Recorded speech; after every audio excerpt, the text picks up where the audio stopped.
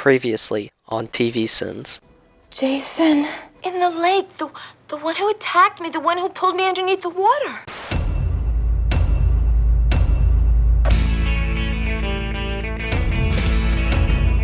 It's like the director asked Ross to think of the most ridiculous way he could sit that would also emphasize his crotch. Good luck looking at anything else during this scene. You know you've eaten too much when you reach into your pants to check your bits while the company is still there. Monica, your remote doesn't work. But it does apparently teleport, considering that when you started pushing that button, the remote was diagonal from the corner, and now it's fully parallel to the edge of the table. We should play that game where everyone says one thing that they're thankful for. Is that a game? I'm pretty sure that's a conversation starter. Fun fact, conversation starters were invented by assholes who can't handle silence. I am thankful for this beautiful fall we've been having. This lovely fall breeze came in out of nowhere and blew this chick's skirt right up. Blah blah doesn't age well, blah blah problematic. I promise we're as tired of saying it as you are of hearing it, but Cindy would just add the sin anyway, so we might as well mention it. Cindy is a bit of an SJW if you ask me. Which reminds me, I'm also thankful for thongs. Tonight's role of Joey will be played by the promising and up-and-coming young thespian Cisco. Why'd they specifically have this cutaway in the intro of two characters that spoke a total of 8 words to each other during the entire series? 1978? Wait, Chandler was 11 in 1978? I mean, I thought I was old, but that dude was alive during the fake moon landing. More turkey, Mr. Chandler. Holy this kid from the 70s has the most 90s haircut I've ever seen. Lincoln didn't set Thanksgiving as a national holiday until 1863, so while it's true that people had fall Thanksgiving celebrations, there would have been no official Thanksgiving for Proto-Phoebe to be aware of. Also, we all know that unless you're Keanu Reeves, your past lives look nothing like your current life. Please, can I get some more bandages in here? This man is Okay, look, I'm not asking for top-tier Hollywood digital effects or anything, but could you at least aim for somewhere above an SNL sketch that's complete with a discount Chris Pratt and a clearly visible rod pulling off the arm? Hello?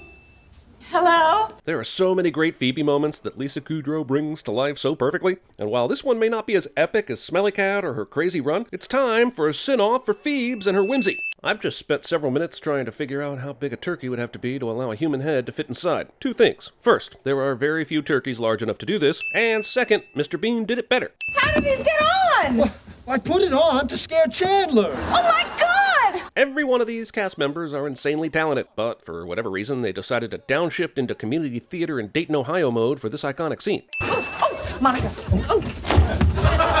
This works, and for a full 5 seconds. Remember when Ross tried to say butternut squash? Yeah, joke, punchline, laugh track, repeat. But can we just agree that butternut should be a type of candy bar, or ice cream flavor, or even a men's anti-chafing running cream, but not a freaking gourd? And you were gonna give him, your flour? Monica, can you just call it sex? Considering the proximity of this conversation to the table setting, either the Geller parents have serious hearing problems, or Jack is into hearing about these details. And even though only one of those is a sin, I'm betting on that one. Does it feel weird around here now?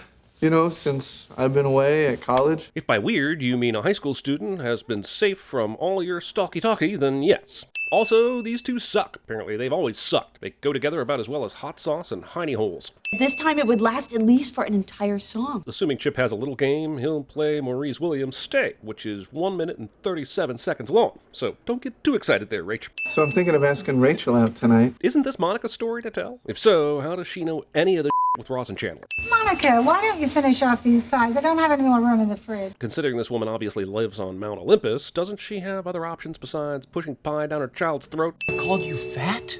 I don't even remember that. Well, I do.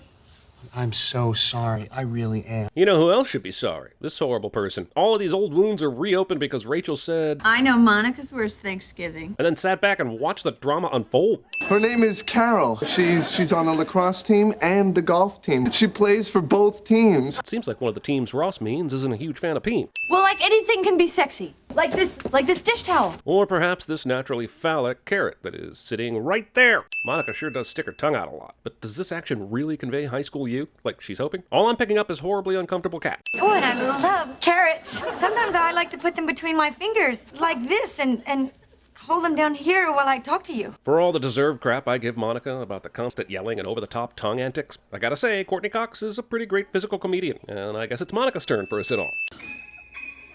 Using Psycho's music during a shot with a knife cliche. Could you please not do that feet first? You know where his injury is. Old Geller would be excellent at TVSins. Oh, yes, I have it right here on ice. And the doctor will take it with no gloves on, despite wearing them in scenes both directly before and after this. That's why I lost my toe. Because I called you fat. Now, you lost your toe because you stood like a statue as a butcher knife plummeted into your foot. The toe capitation was entirely preventable. Yeah, well, I missed the tip. It's the best part. Thing my college girlfriend said about my... It has the nail. Ouch, never mind. Sir Limps-a-Lot. I came up with that.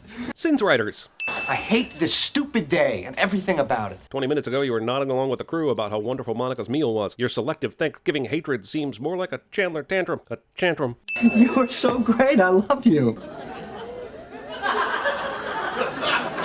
I know. I'm supposed to be so invested in this moment of vocalized love, but how are these glasses and hats staying on? She put them on like this, and now the hat is defying gravity. The glasses are stabbed into the wings. Also, they've already eaten, so is the show saying they had an extra turkey for just such a callback? Or did Monica run to whatever New York's version of Walmart is to get another bird? You could have just waited, Monica, because I'm giving you the bird right now.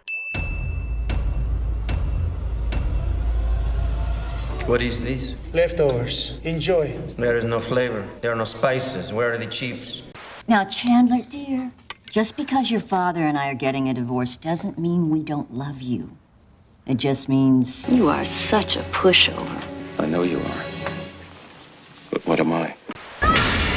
Oh, will you look at that? Oh. Just call me Mr. Butterfingers. How did it get on? Why don't you try sticking your head up your ass? See if it fits. Yeah, you are. Got the horses in the bag. Horse stock is attached. Remember when Ross tried to say butternut squash and it came out squatter nut bosh? Benedict Cumberbatch, Benefit Lumberjacks, Cumber